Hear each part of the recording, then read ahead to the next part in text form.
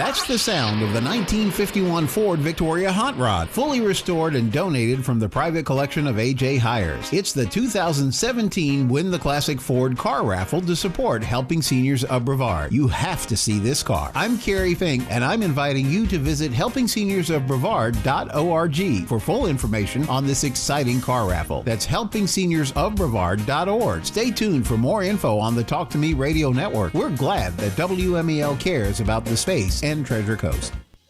The views expressed on the following program are those of the hosts, callers, and guests, and are not necessarily those of WMEL staff, management, or advertisers. This is Joe Steckler, folks, your host for Helping Seniors, the radio arm of Helping Seniors of Brevard Incorporated. Our job is to educate, inform, and help connect seniors and those that care for seniors with resources. We don't really try to compete with anybody. We try to complete the care equation. A lot of people think of us as doing something different, and that's not what we do at all. Our only task is to inform and educate. We are not a large organization. We're a small organization. We have a low overhead. But in terms of information, I don't think anybody in Brevard County has the resources that we have through radio, television, and the printed media to reach out to provide information and education to people here in Brevard County. So you'll hear more and more about us. We've got a lot of things going on, but if you want to talk to Kay Kaiser, who is our information specialist, and Kay can help connect you to almost any type of services that you need.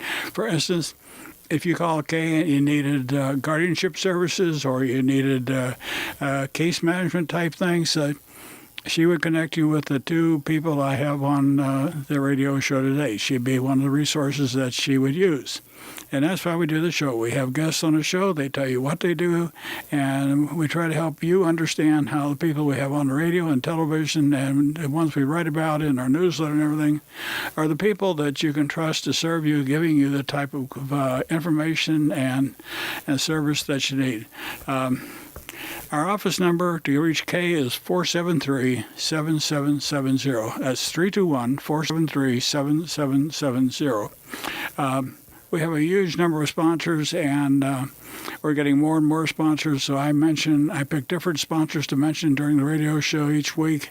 And but if you want to see a complete listing of our sponsors, go to helpingseniors.brevard.org. Pull up a list of all the people that provide services for seniors that are part of our network here in Brevard County. You'll see that we cover the gambit from garage doors to roofers to legal to case management to guardianship services to legal services to hospice services, the things that most of us at some point in our life will need. And the ones that are our sponsors are pretty good people, or they wouldn't be our sponsor. I can tell you that.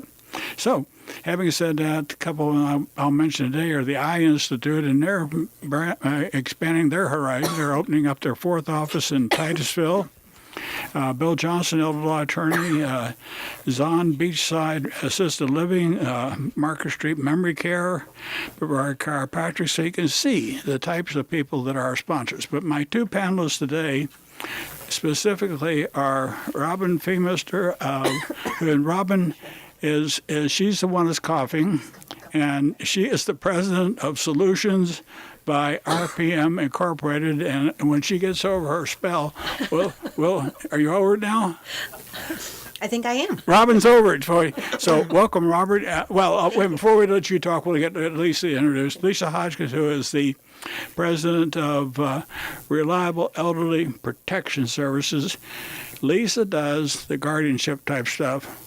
Robin does the case management, and that's exactly what we're going to talk about. So now that Lisa is over her fit, Robin, I'm going to ask her to tell you what RPM is, and I picked on her a little bit to give her a chance to recover.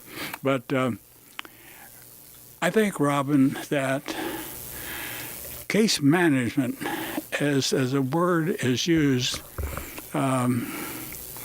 can can cover a lot of things, but I think it also is probably a misunderstood service that people that care for seniors need to know more about. So please tell us a little bit about RPM, what you do, and why it's so important for people to understand case management a little bit better. Okay. So my company, Solutions by RPM Incorporated, I am a nationally certified professional guardian. Also do case management, care management services. I think you have to be closer to the mic. Yeah, just talk right into the mic. What Lisa and I do is interchangeable. We have different companies, but we do the same work. And from a case management standpoint, the difference is that the client has the capacity to hire us, Right? or the family can hire us to assist them or assist, say their parents or grandparents, and where guardianship is court appointed and just a completely different process, generally more expensive, and should be the last resort. Well, that's right. But Lisa, why don't you just tell our people what you do and what Reliable Elderly Protection Services does? Okay, I'm also, Rob and I both say, I'm a professional guardian, and I'm also a case manager. So we help, as a guardian, we're appointed by the court to assist someone that's been deemed as lacking capacity. For case management, we help people that still have capacity, or we're helping their families. I think what's good, Lisa and Robin, is the fact that you both work out of the same office and that you both do the same thing. And actually, that's a benefit for the client, because you two can discuss between the two of you what the client's needs really are, and you're not like two separate businesses in two separate locations trying to vie for services or develop a client. You bring the best of both worlds to bear in the same office. Is that a good way to say it? Yes, it is. And there's so many needs out there. It's not like we have to, really, we're not even marketing ourselves. There's word of mouth, because there's such a need for these people needing help out there in the community. Why is it important, say from the senior viewpoint, why is it important? We'll start with the guardianship first then, in this case, Lisa. Why is it so important that people understand what case management can do that would prevent the development of a guardianship? And both of you can talk about it. You go ahead and talk about it first, Lisa. I think the initial thing that people need to prepare ahead of time for in advance directives. I know you had Bill Johnson on the show before. People plan ahead, and they could actually delegate in their advance directives a pre-need guardian, so that down the road, should they develop dementia and memory issues, they've already assigned somebody that they know, that they trust to be their guardian. Case management is really a great alternative when there's family that needs assistance, but they have capacity. The difference is you wouldn't have a guardianship with someone that still has capacity. They're two different things. The case management is when someone, they can make their own decisions, but they're just needing help, like whether it's paying bills, maybe they're overwhelmed. I have a client that his wife is in assisted living, but he has the home and the property at the house to take care of, and he's very overwhelmed. So we've come in to help him. We put all his bills together, then he'll come in and sign checks, and just kind of that thing. We help if he needed, a roofer or whatever. We would give him the referrals that he needs, and just kind of come alongside him and help him. And it's been a great burden off his shoulders of some of the little things that he doesn't have time for, so he can focus on his wife, and also as his health's starting to decline, he's needing a little bit more extra services. Yeah, well, you've touched on probably one of the most important things that a lot of people misunderstand. Is one of the, I could call it a myth or a misunderstanding, either one. People don't realize, Robin, a lot of times when they do need case management. When is a good time for people to start thinking about case management? Well, I would say that they should talk to a case manager if they even have a question. There's no obligation. It's easy enough to pick up the phone and call either one of us. and ask the questions. We're always very happy to, if it's not appropriate for us to step in and help them, or we feel that it's not cost effective for them, they just need a little assistance, we're going to point them in the right direction. But at least they're going to have the connection that should they come to a point in their lives where they're overwhelmed, maybe living at home is getting to be too much of a burden. Maybe, they're facing very difficult medical decisions and worrying about the care that they're going to require after a major medical event. It's okay to talk to a case manager, and if now is not the right time, at least they can table it until they need the services later. Right. But having those connections, knowing who to call, when you need to call, makes a huge difference, that you have your team in place for when you need them the most. Okay. Lisa, you mentioned an attorney, Bill Johnson, and Bill does a lot of seminars, planning seminars and everything, and I've had Bill on my radio and TV since back in 1995. That's how long I've been talking to Bill on the radio and on TV since 2007, but the radio all the way back to 1995.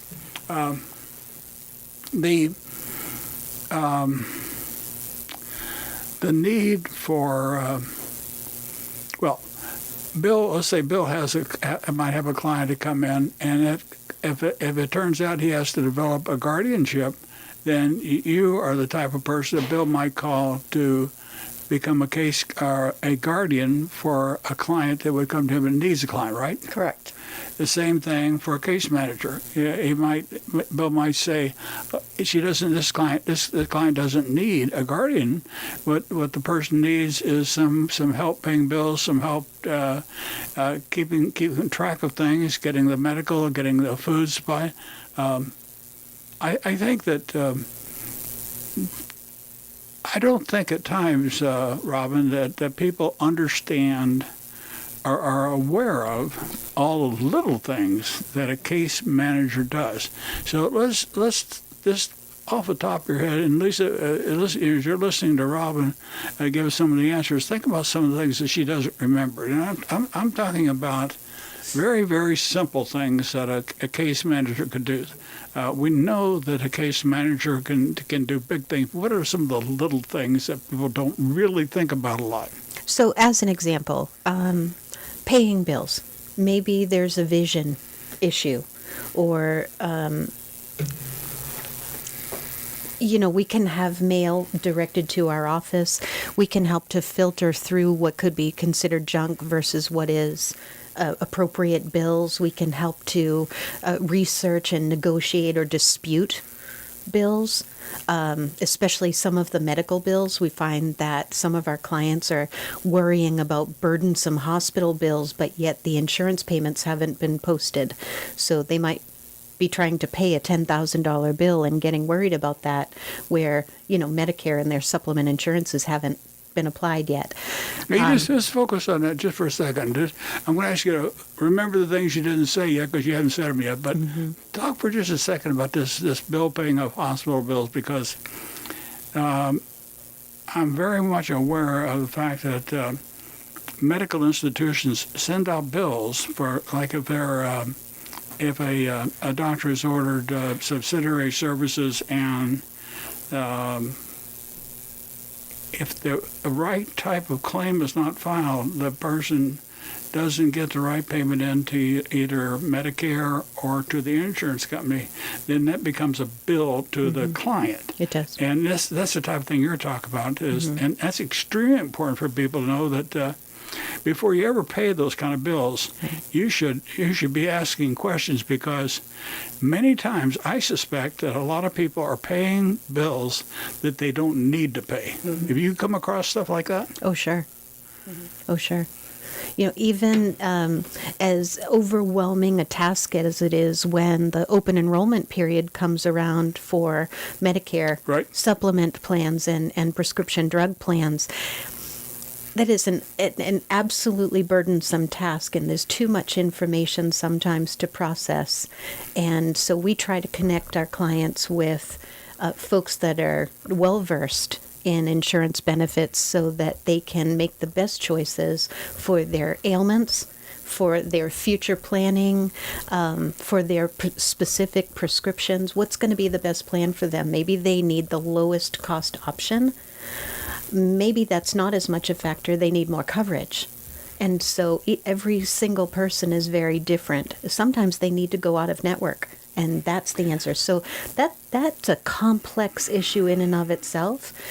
We're not necessarily doing that, but we can connect our clients with people that That's the important thing. It's the same thing that Kay does over at our office. That she connects people with the services that they need. A lot of times they'll call Kay with what they perceive their need to be, but it turns out that's not what they need at all. What they need is something else, and she can pick that up because she's answered so many phone calls and talked to so many different people. She can pick up on what the person really needs. It just reminds me of that. Not too long ago, I had a phone call from a gentleman that was in a doctor's office, and he picked up a Senior Scene magazine, read my article in there, and he called Kay and said he wanted to talk to me. So I called the gentleman, and it turns out that he deals in long-term care insurance and some other forms of insurance, but he's real concerned because of the cost of the Affordable Care Act and what people think they're getting and what they're actually really getting. Are two different things, and that he wanted to do a better job. I felt that he wanted to work with us to see if he could get the information out. And then after the show, I'm going to give you this guy's name because I think it's somebody that you might want to connect with because his business and what he's doing is something that probably he runs across people that you all need to know about too. So this is we find out a lot about what services are needed and both of you mentioned the word networking. You understand the need for networking, and you know how to do it. Do you remember the Brevard Association of Health Services? You go to that group too? Mm-hmm. Okay. Yeah. But how about just people? I know where to go because I work with you guys all the time. But how about old Joe Doe citizen out there that doesn't have any connection? How in the world do they know where to go for help? What we find is that they don't. And, they find themselves in a crisis with nowhere to turn. And before it turns into a dangerous situation where they're home alone without any support at all, it's the best possible thing we can do is to educate the community on that, there are people that can help. Yep. We're a phone call away. We may not be the right fit. We might not be the right service, but it's our duty to help them find what they need. But generally speaking, the way you two approach your work of guardianship and case management, is, if more companies approached it this way, Robin and Lisa, then the potential client would be getting maybe getting a lot more bang for their buck than they're getting now. I think there's a way to do that. I'm all for networking, and I think it's extremely important that we have a better idea what our individual companies do. And I really get concerned about that because, like I made a comment earlier in the show, that there really are no organizations that go out and try to reach out the way Helping Seniors does, because I'm very much aware that our columns are read by people, and when we get calls from California, when our sponsors get calls from California, people saying, I'm looking at you, and one of our sponsors said, what do you mean you're looking at me? And it was a guy who called her on a Saturday night and seen her on YouTube. The show we did on one of our TV shows was placed on YouTube, and all of them are. But the guy who was in California saw what she was talking about and realized that, and he told her, he says, I have never met a person that knew as much about reverse mortgages as you do, but more importantly, I've never found anybody that explained it the way you do so that I could really understand it. And he said, would you work with me? She said, I'm in Melbourne, Florida. He says, well, that's all right, dude. We can talk on the phone. She said, we can do it. So she took him on as a client. So that's what's important. It's important to connect people with the right kind of services. Lisa, we're talking about case management. I'll get back to guardianships There are many, many types of guardianships, correct? Well, there's professional guardian, and then there's a family guardian, Okay. and I believe there's a corporate guardian. But what we're familiar with is professional and family. There's like two different. The requirements for education are different. Some of the reporting requirements are a little different between the two different guardianships. Well, let's stick with that just a second. Let's say we're talking about professional guardian and a family guardian. We get into the business of if you are a guardian, and as established by a judge, you're still required to submit an annual financial report, whether you are a professional or a family guardian, correct? Correct. So the person that's going to be a family guardian better make sure they understand what they're going to do, or else you could get in serious trouble with the law if you don't do it correctly. Correct, because it's being audited every year. Every penny, as a professional guardian, every penny that we use on the benefit of our wards is accounted for. We have to account for everything. So every transaction, so the family members or the family guardians need to do the same. Yeah. You need to keep good records. The point we want, what I really wanted to make is that you might spend, I've heard the figure cut, let's say, depending on how much, it depends on how much, if a person needed a professional guardian and it needed to be seen on a weekly basis for a whole year, it might come between $3,000 and $4,000. Or more. Or a little bit more. Or more. Yeah, a little bit more. But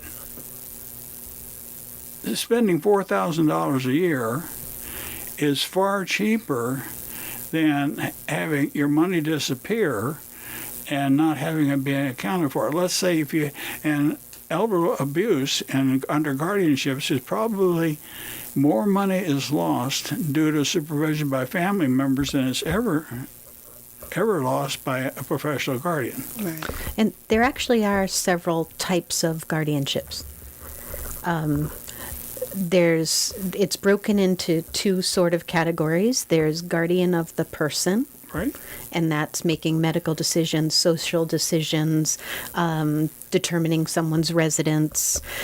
The other is guardian of the property and managing and marshaling assets and that sort of thing.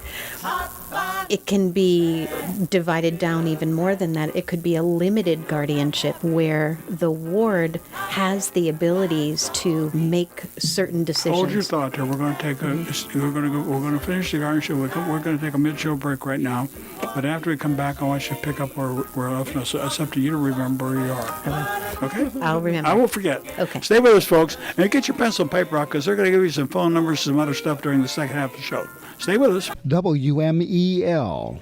That's the sound of the 1951 Ford Victoria Hot Rod, fully restored and donated from the private collection of A.J. Hires. It's the 2017 Win the Classic Ford car raffle to support Helping Seniors of Brevard. You have to see this car. I'm Kerry Fink, and I'm inviting you to visit helpingseniors.brevard.org for full information on this exciting car raffle. That's helpingseniors.brevard.org. Stay tuned for more info on the Talk to Me radio network. We're glad that WMEL cares about the space and Treasure Coast. This is Joe Steckler, folks. We're back live with the second half of our show today. We're talking about case management and guardianship with two professional people, Lisa Hodgins of Reliable Elderly Protection Services and Robin Phemister of R.E.P.S. And I'll remind everybody that the job of helping seniors is to educate, inform, and connect those that live in Brevard County to services that help them age with dignity. And we do that a lot by calling Kay Kaiser at 473-7770. And if Kay, in her course of her conversation with you, decides that she needs somebody like a professional guardian or needs a case manager, she should direct you to the two ladies that are on the show with me today. Because that's the purpose of it's like a verbal networking program here. That's what we do. We bring our panelists on here and we talk about the services that they can provide to you that might help you live an easier life, especially if you're taking care of an older person.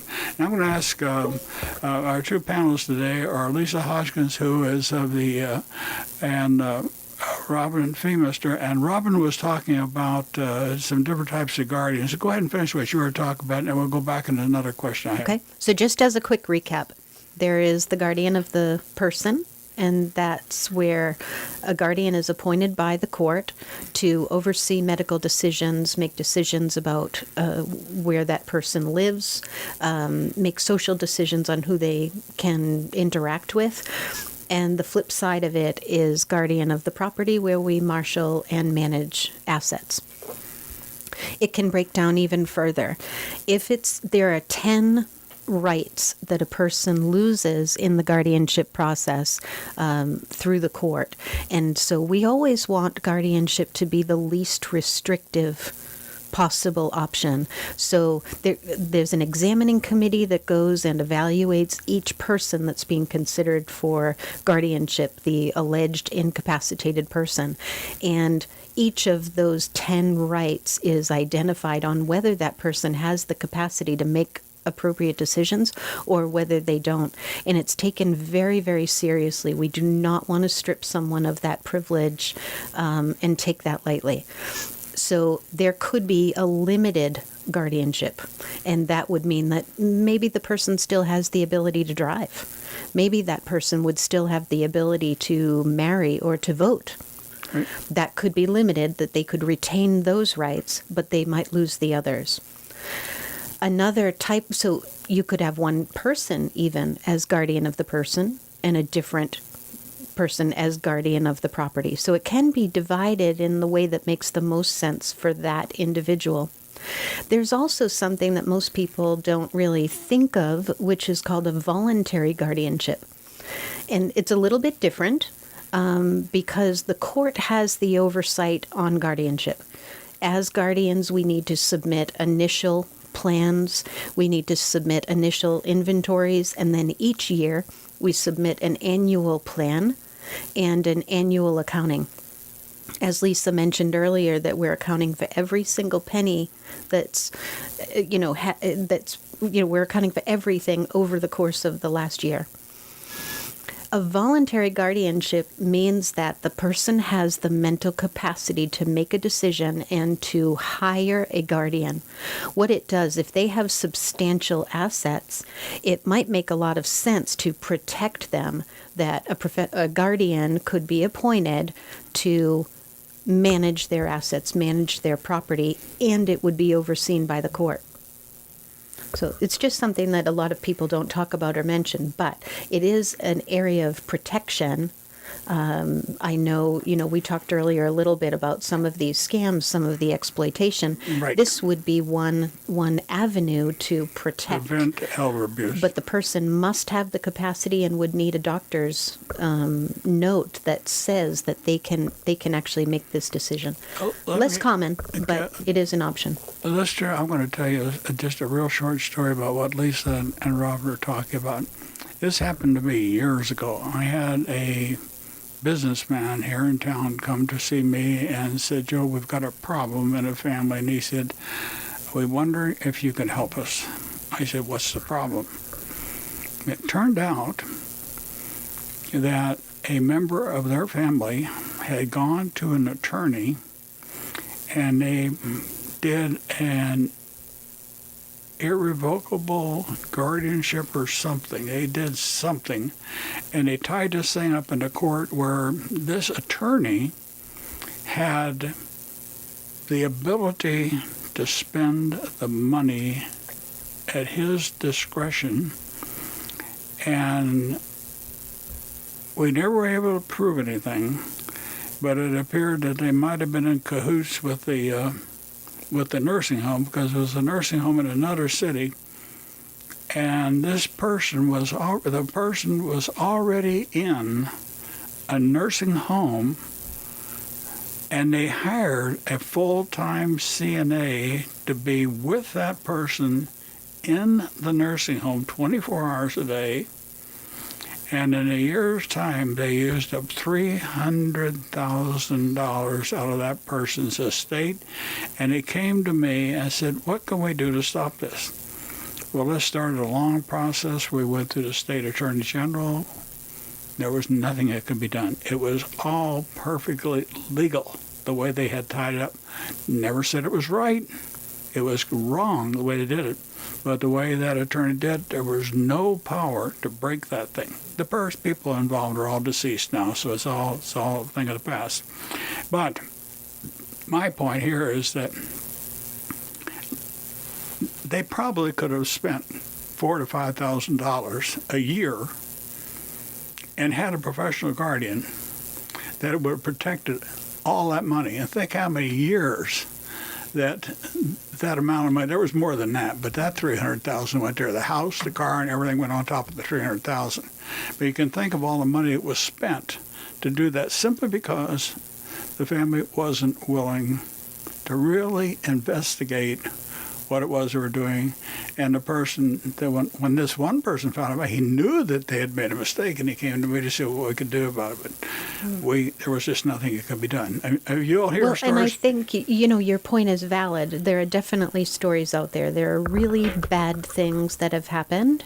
There are also phenomenally great things that have happened under guardianship, but the press would tell you, you're going to hear the negative things more. But the bottom line is guardianship is extremely expensive.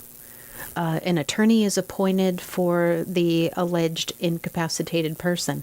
A guardian has to be represented, whether it's a professional guardian or a family guardian. We have to have an attorney for any action that we take through the court. There's an examining committee, and those three people on that committee could run, say, roughly $1,000 or more for that initial exam. There's ongoing, these reports that need to be filed annually. The attorney has to do that. So there's ongoing legal expenses. Guardianship is nothing to be taken lightly. It is sometimes absolutely necessary, and there is no alternative. And then you want the best possible They got guardian. me cheap. I used to do that, and I didn't get anything for it. Oh, we need to do something about that, Joe. I don't do that anymore, but I did it back. Folks, when you get into the nonprofit world, everybody seems to think that when you say an outfit is a nonprofit, that they should do everything free. Many people believe that, but people that work for the nonprofits and provide these services need to be paid in order to live. Now, I don't take anything for my work with Helping Seniors. That's not why I'm saying that. But most nonprofits, I'm very fortunate. I have my retirement already. But many people don't have retirement, and they're still working, and they have to be paid.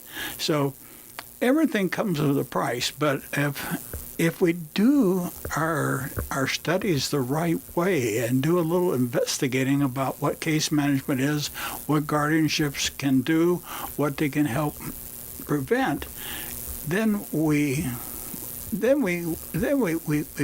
can make more progress. Lisa, on the other hand, on the case management side, what are some of the things that Robin and I have talked about that you've listened to us talk about today that say that there might be a better way from the case management side of it? There might be a better way to do what we're talking about. Are there some examples that you can think of? I think some of the times that someone would need using a case manager would just, to me, it's just a better choice if you can. If the family is willing and able to help, we can work with the family so that it doesn't have to be maybe one of the kids, maybe say the parents are starting to have dementia, memory issues, but the kids want to come in and help. The kids could be, they have to be able to have that power of attorney authority, but if the advance directives weren't written out, at some point, the parents can't, they really have, if they have dementia, they can't be making a lot of decisions. The kids could become their guardian. But if there's, but that's why we're so strong on try to get them to have those advance directives made up ahead of time so that the kids can step in so they don't have to go to guardianship. They've already been designated as the power of attorney. And another thing I want to mention as far as case management goes, and I know a lot of the people have assigned their children or family members to be power of attorney, and they could be out of state. We do that with several of our clients. The child who's assigned the power of attorney is out of state, but we're able to help them locally here with mom and dad because we'll be like the feet on the ground here. We work with the family members. We keep them up to date what's going on medically, what needs to be done with property, but they can trust us to know that it's all being taken care of. We work very close with the family, and that's a great scenario. if the people do advance directives assigning, their son or whoever they assign to be the power of attorney, it's all set up ahead, and the power of attorney, even though they're out of state, assigns somebody locally so that we can keep close tabs on the folks. You just mentioned a key word there, out of state. If a person lives in another state and moves to Florida with a guardianship in place before they come in another state, do they have to reestablish the guardianship in Florida? They do. Why? Yeah. I know, at least in Florida, I'll give you a good example. You can, if there's someone under guardianship, they can move. So even say they're moving from one assisted living, say in Brevard County, and they're going to go to Marion County. They would need to establish the guardianship in that circuit court. You can only move to an adjoining county. So crossing state lines could really be a big deal. That means more legal expenses. That means new representation, quite possibly new statute requirements. So what you're saying is it's a major undertaking. It might be the best possible thing. If somebody has a guardianship established in New York, they move down here, a family member moves them down here, unwittingly they might create a big problem for themselves if they don't reestablish a guardianship. Yeah, they need to speak with, they need to understand the statute, they need to understand the limitations and what they can and can't do, what authority they have, and what proper steps need to be taken. This goes back to when we talk about real estate law, legal law, where we talk about attorney use. There's so many types of insurance and protections put in place. If you don't have the professional person that helps you understand what some of the limited liabilities of each type of service are, that you could get yourself in an awful lot of trouble. You can. And in fact, you could break the law, which you could break it quite seriously. And I'm thinking in terms of if you're spending somebody's money and you haven't reestablished that capability to spend that money in another state, you could really be in a lot of trouble. Right. So it goes down to saying is if you move from one state to another, one of the smartest things a person could do would be to just contact an attorney in the state into which you moved to find out if your legal documents are still actively in place and they're correct for the state where you're living. Right. They should do that before they move. Right. Yep. You should do it before they move. Yeah. For an example, if we have a guardianship that's in Florida, in Brevard County right now, to relocate to another state, I would need court order to be able to transfer that ward to another place.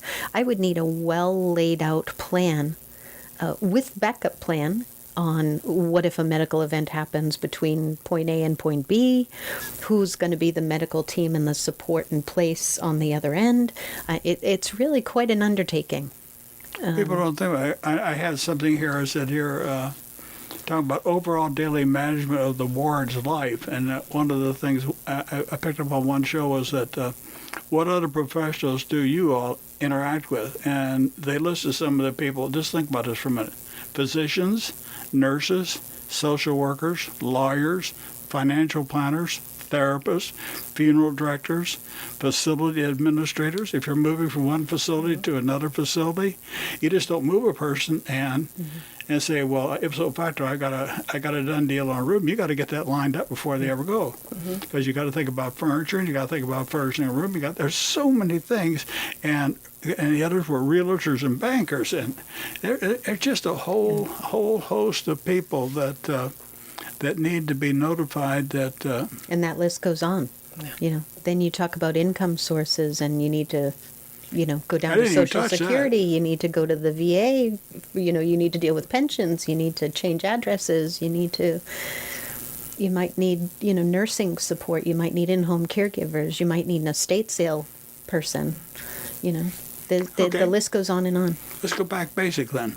How does Joe Doe citizen find out whether they've got the right case manager or the right guardian? What are some of the things that people that are going to look for a case manager or guardian, what are some of the legal tags they should look for behind their names or something? Let me address the guardian first, because Okay. if you have the luxury of choosing your guardian or choosing a guardian for a parent or loved one, I think that you need to look very closely and interview and talk with them. Guardianship in most cases is till death do us part. It is a lifelong relationship. It is appointed by the court, but the understanding is that, we're going to work with that person until they're deceased, and Right. then even beyond. So you want to be able to trust and rely on that person. You want to have a good connection with that person.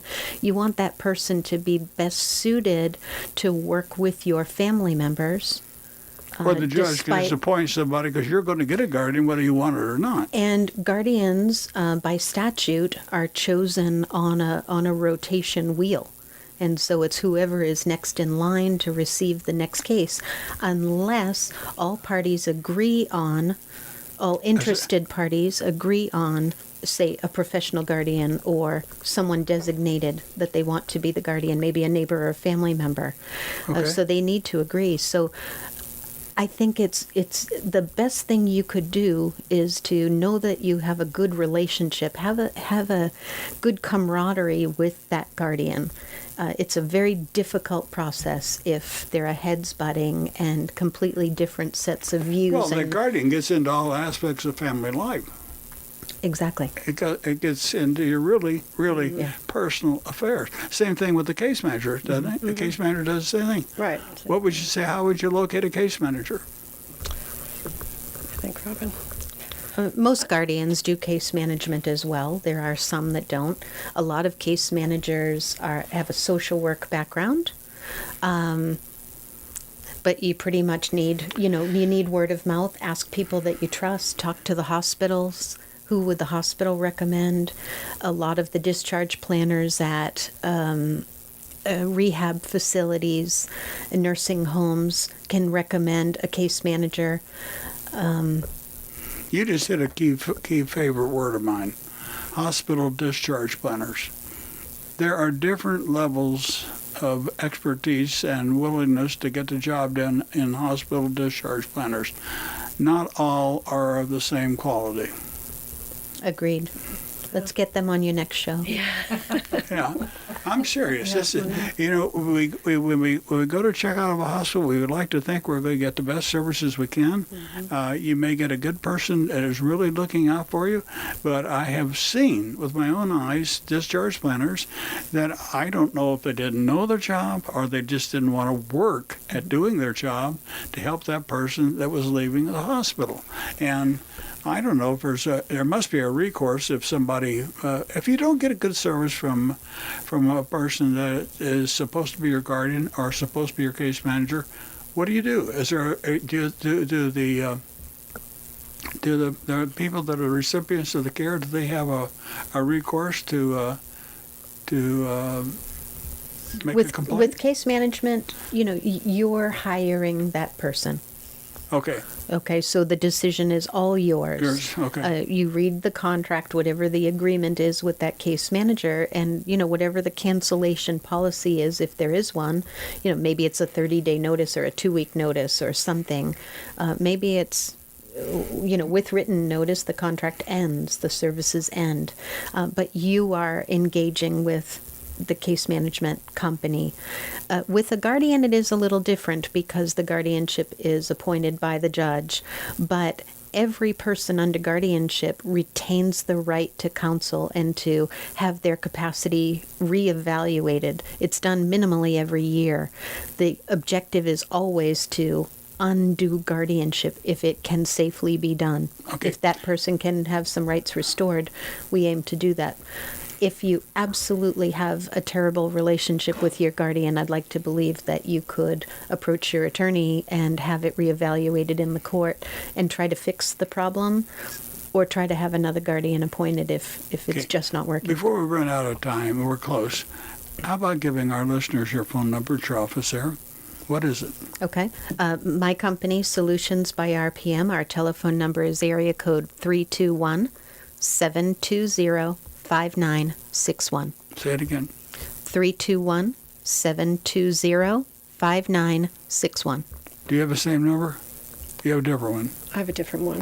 What's yours, Lisa? It's 321-508-9096. Say it again. 321-508-9096. But folks, since one is an aunt and one is a niece, you could call either number, and I think they're nice enough that they'll tell the other person.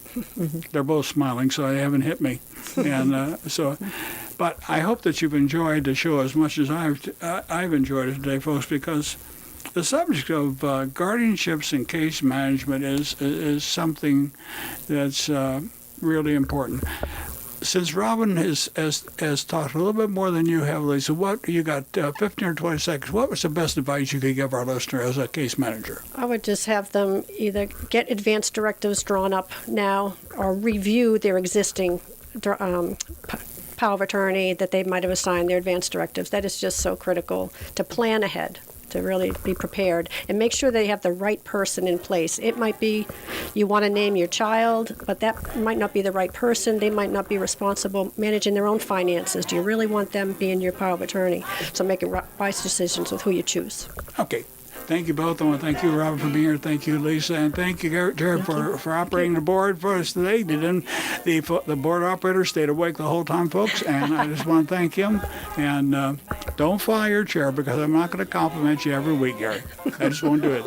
But anyway, folks, talk radio is a fun thing to do, and it's a fun thing to be able to give you good information such as Lisa and Robin have given you today. Give them a call if you need help. Thank you. Thank you.